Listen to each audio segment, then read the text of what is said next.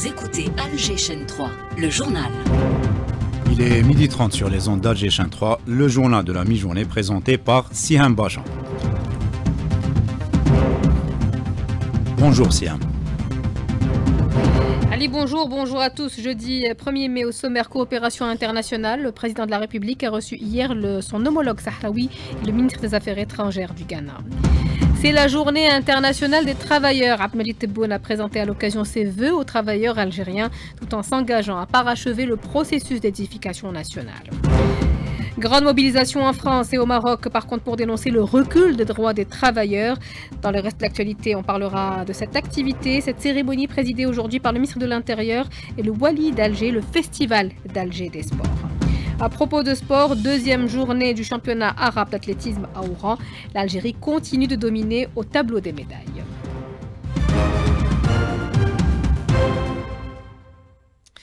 Madame, Monsieur, bonjour et bienvenue. On commence avec ces audiences accordées hier par le président de la République. Abdelmajid Tebboune a reçu Brahim Ghali, président de la RAST, la République arabe sahraoui démocratique. Lors de cette rencontre, les deux présidents ont examiné les relations entre les deux pays selon un communiqué de la présidence de la République. Le président de la République a également reçu hier le ministre des Affaires étrangères du Ghana. Il a été principalement question de coopération militaire et diplomatique. Avant cela, le ministre des Affaires étrangères du Ghana a été reçu par le chef de la diplomatie, Ahmed Attaf. Les deux responsables ont signé un accord sur l'exemption de visa pour les titulaires de passeports diplomatiques et un autre pour les titulaires de passeports ordinaires afin d'intensifier les échanges commerciaux entre les deux pays. Blackois a également fait savoir qu'un travail est en cours pour l'ouverture d'une ligne aérienne directe reliant Alger à Accra. Nous célébrons ce 1er mai la journée internationale des travailleurs. Elle est commémorée par une journée chômée payée dans la plupart des pays à travers le monde. Et à cette occasion, le président de la République, Abdelmajid Tebboune, a souligné dans un message sa volonté de poursuivre la consolidation des acquis réalisés en faveur des travailleurs, réaffirmant sa détermination à parachever le processus d'édification nationale. Sophia Boukercha.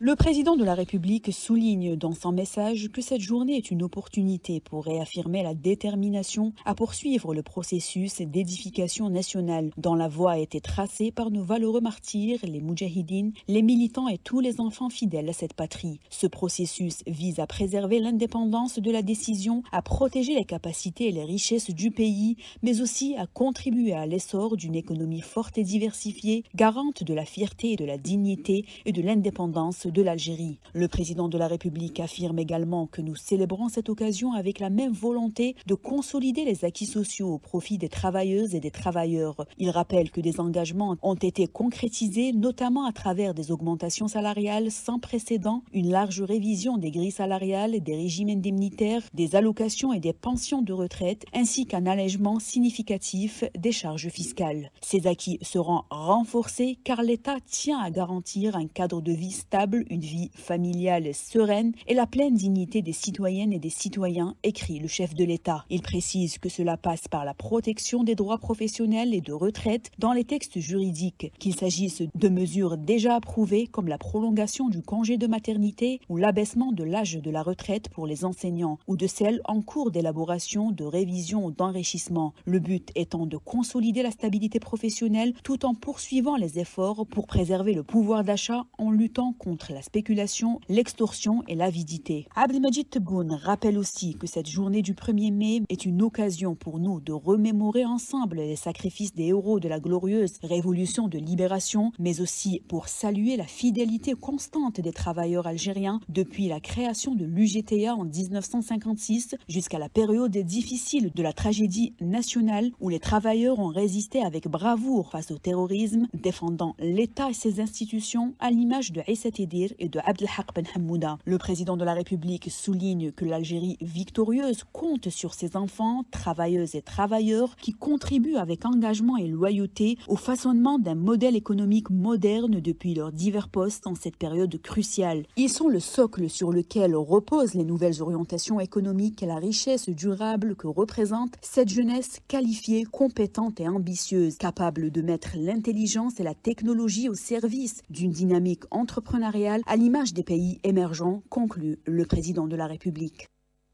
Et à l'occasion du 1er mai, le président de l'UGTA a présidé ce matin une cérémonie et prononcé une allocution dans laquelle il est revenu sur les acquis récents des travailleurs algériens. Amar Takjout.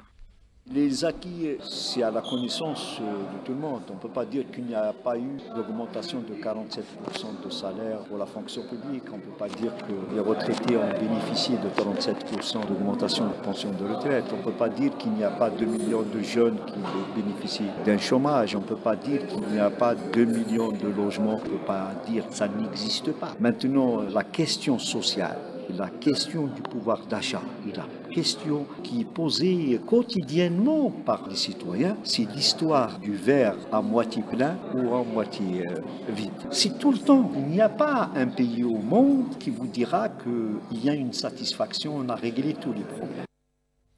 Amar Takjout a par ailleurs dévoilé les chantiers lancés en collaboration avec les départements ministériels, le patronat et les syndicats.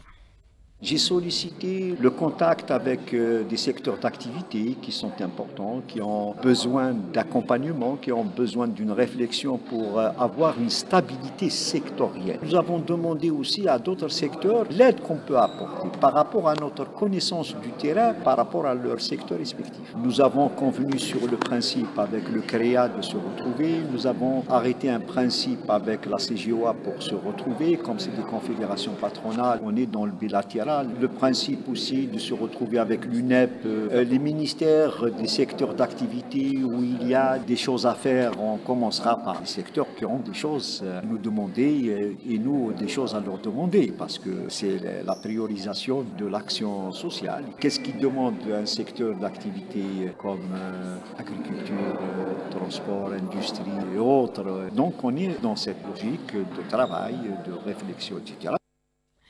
Le président de l'Union nationale des travailleurs algériens, l'UGTA, s'est exprimé au micro de Smaïl Mimouni. Les travailleurs français battent le pavé sous haute répression policière dans plusieurs villes du pays. Entre 100 000 et 150 000 manifestants sont attendus. De son côté, la CGT a recensé quelques 260 rassemblements à travers la France. Les organisations syndicales dénoncent une crise du travail et exigent la révision des salaires, l'abrogation de la réforme des retraites et la suppression des postes de travail. Les autorités françaises ont mobilisé 200 policiers. Des échauffourées ont déjà éclaté à Lyon, à Dunkerque et dans d'autres villes à travers le pays. Le cortège Palestine est présent dans la manifestation. Les manifestants présents représentent les différentes ONG de soutien à la cause palestinienne. Ils dénoncent la nouvelle proposition du ministre de l'Intérieur, Bruno Retailleau, en faveur de la dissolution de l'ONG Urgence Palestine. Celle-ci constitue une nouvelle atteinte aux libertés fondamentales. Kalima Haslaoui. Dans une sortie médiatique très contestée, le ministre de l'Intérieur Bruno Retailleau a annoncé la dissolution de plusieurs groupes et ONG, dont le groupe Urgence Palestine, une des associations actives dans le mouvement de solidarité avec la Palestine. Une annonce, rappelons-le, faite hier à la veille de ce 1er mai et décriée par la société civile française. L'association France-Palestine Solidarité dénonce dans un communiqué avec fermeté et indignation cette décision inspirée par certains députés du Rassemblement national et des soutiens inconditionnels du gouvernement d'occupation sioniste, une décision portant atteinte à la liberté d'expression et d'association en France, explique sa présidente Anne Toualio. C'est dans la droite ligne de ce qui se passe depuis le 7 octobre 2023 en France. Au lendemain du 7 octobre 2023, le ministre de l'Intérieur de l'époque avait annoncé qu'il allait interdire toutes les manifestations en faveur du peuple palestinien en France. Nous avons depuis gagné le droit de manifester, gagné le droit de porter la parole des Palestiniens dans les rues de France, le droit de faire des conférences pour défendre les droits du peuple palestinien. Nous n'allons pas céder aujourd'hui. Il y a tout un pan de la société française qui est d'extrême droite et qui veut faire taire les voix palestiniennes et les voix qui défendent la Palestine et le peuple palestinien. Si le gouvernement va au bout de la demande de Retailleau de faire dissoudre Urgence Palestine, c'est un très très mauvais signal pour la liberté d'expression dans notre pays et pour le mouvement de solidarité à l'égard du peuple palestinien, mais le mouvement social dans son ensemble. Le Front interne en France est mobilisé depuis cette annonce pour dénoncer cette violation flagrante des libertés et d'associations protégées par la Constitution française. Nous n'avons absolument pas l'intention de nous laisser faire. De très nombreuses organisations de défense des droits humains protestent contre cette menace de dissolution et des recours en justice vont être faits et ils seront appuyés par des organisations qui ne partagent pas forcément l'intégralité des positions d'Urgence Palestine, mais qui ne supportent pas l'idée que Urgence Palestine doive se taire. Plusieurs associations, ONG et partis politiques manifestent donc aujourd'hui aux côtés des travailleurs pour dénoncer la dérive de l'État et de son ministre de l'Intérieur en matière de liberté. Une grande mobilisation est également prévue aujourd'hui au Maroc en faveur de la défense des droits des travailleurs et pour dénoncer la gestion chaotique du secteur par le gouvernement d'Akhanouch. Des milliers de Marocains répondront ainsi à l'appel de la Confédération démocratique du travail et d'autres organisations de la société civile. Retour chez nous à la veille quasiment de la journée nationale de la presse. Le décret présidentiel portant réglementation de l'autorité de régulation de la presse écrite et électronique est paru au journal officiel. Le décret définit les attributions du secrétaire général de l'autorité et les conditions d'exercice de ses fonctions. Le document définit également le régime de rémunération applicable au président de l'autorité, le secrétaire général et aux membres de cette instance. Le ministre de la Justice, garde des Sceaux, a présenté hier devant la commission des affaires juridiques administratives de l'Assemblée des libertés de l'Assemblée populaire nationale le projet de loi sur la mobilisation générale. Voici ses propos. Le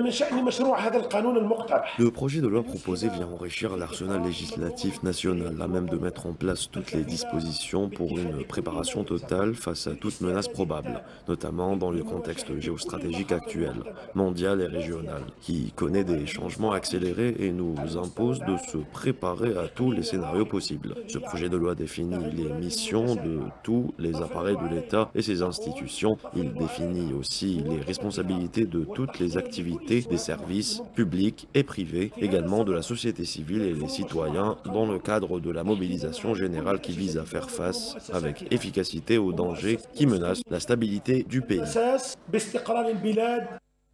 Le texte étend la mobilisation générale à tous les secteurs, civils et militaires. Il prévoit également des sanctions contre toute entrave aux efforts de défense nationale. Hanan Seissi.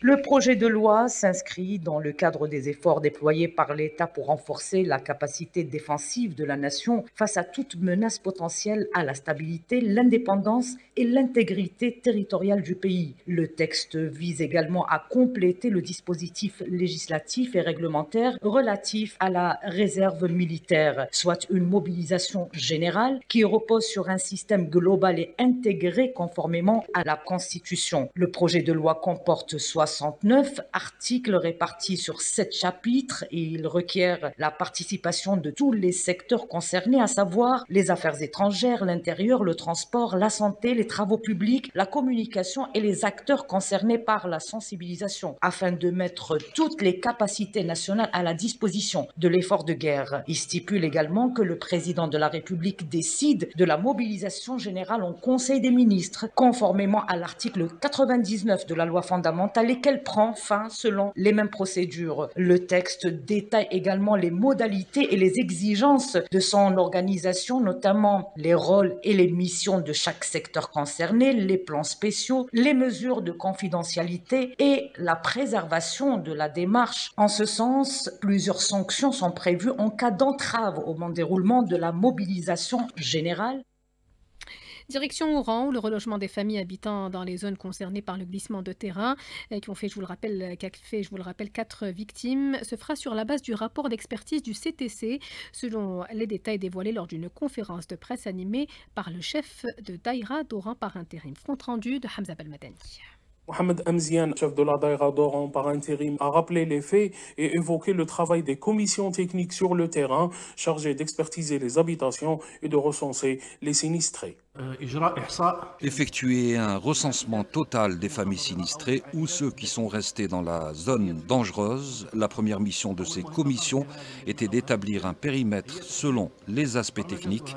L'opération est prise en charge. Le recensement des habitations prévues plus tard pour le relogement sera fait à la lumière de l'enquête et du rapport élaboré par le CTC. Il a tenu à rassurer les citoyens en annonçant que les enquêtes se poursuivent, notamment la vérification dans le fichier national du logement. Après la première opération de relogement, l'opinion publique a parlé de l'existence d'intrus. Il y a beaucoup d'opportunistes et ceux qui veulent profiter de ces situations.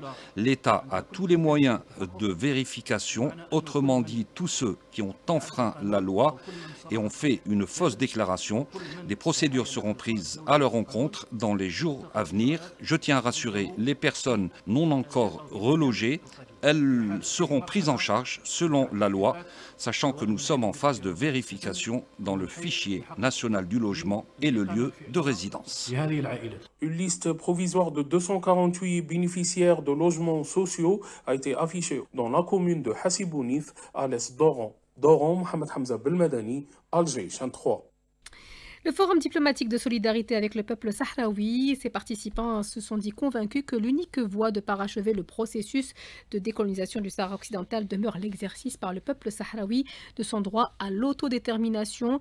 Dans une déclaration finale publiée hier à l'issue des travaux de la réunion qui s'est déroulée au siège de l'ambassade de l'Afrique du Sud à Alger, les ambassadeurs de 15 pays participants à ce forum ont souligné que le peuple sahraoui est le seul à pouvoir déterminer son avenir. L'ONU met en garde contre une aggravation de la catastrophe humanitaire dans la bande de Gaza alors que les bombardements et le blocus total de l'aide entrent dans le deuxième mois. Ce blocus laisse plus de 2 millions de personnes avec de graves pénuries de nourriture, d'eau, d'abris, de médicaments et d'autres fournitures essentielles. Et les violents incendies dans le monde Al-Quds occupé ne sont toujours pas maîtrisés. L'entité sioniste s'est montrée incapable de gérer ces incendies, d'autant que le plus grand nombre de ses troupes est mobilisé dans le nettoyage ethnique des Palestiniens dans la bande de Gaza et en Cisjordanie occupée. Les feux peuvent atteindre à tout moment la ville d'Al-Quds occupée ainsi que d'autres villes dans les territoires palestiniens occupés au moment où Netanyahou annonce un renforcement des opérations militaires contre les civils palestiniens. Au moins 542 civils ont été tués dans la région soudanaise du nord Darfour depuis 3 semaines, mais le bilan réel est sans doute beaucoup plus élevé, estime ce jeudi le haut commissaire des Nations Unies aux droits de l'homme. Donald Trump a invité Elon Musk à rester dans son équipe après que l'entrepreneur ait fait part de sa volonté de prendre du recul. Mais le président américain a admis le besoin pour le patron de Tesla de se concentrer davantage sur son entreprise. L'entrepreneur milliardaire avait déjà déclaré à l'occasion de la présentation des résultats de Tesla le 22 avril qu'il comptait s'éloigner du gouvernement Trump à partir du mois de mai. L'événement du week-end, le Festival des sports, c'est l'événement du week-end dans la capitale. Le coup d'envoi a été donné ce matin par le ministre de l'Intérieur et le wali d'Alger, Soraya Roslan.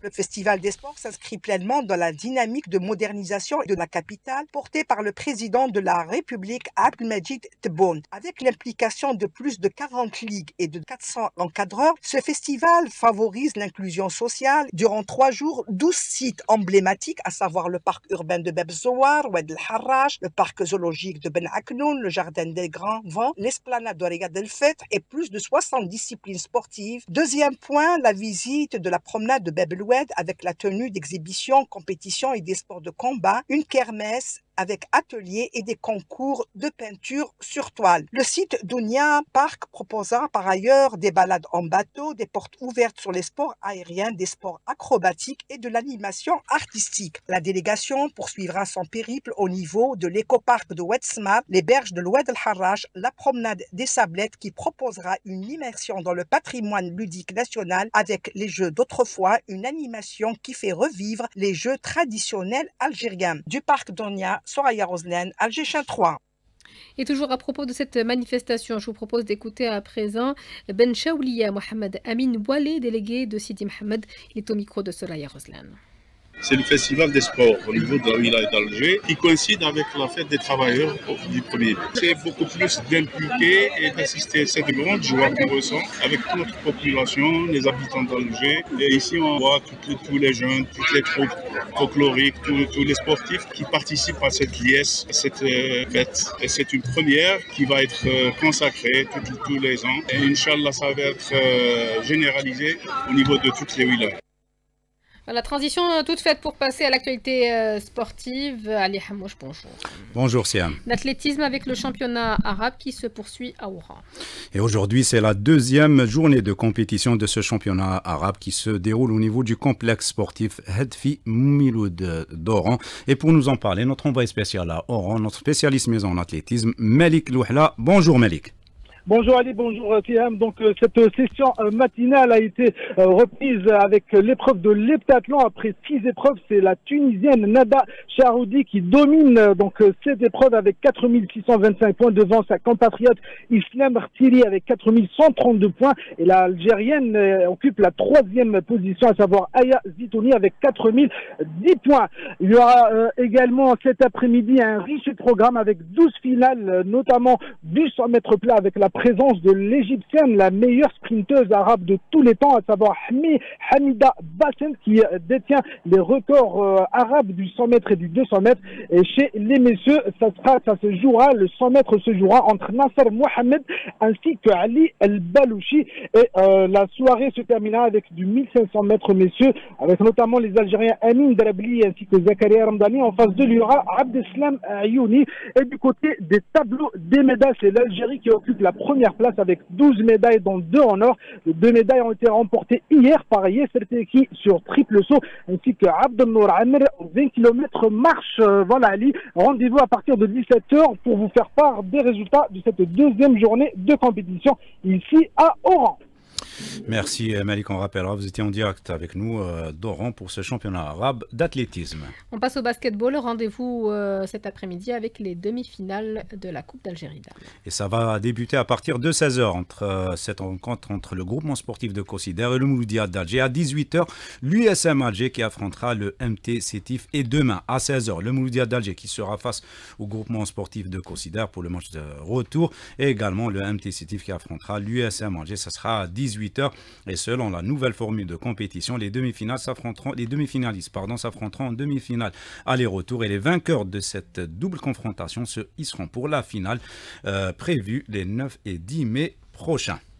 Et toute dernière information en football avec hier le déroulement de la 2e demi-finale de la Ligue des Champions avec ce match nul entre l'Inter de Milan et le FC Barcelone.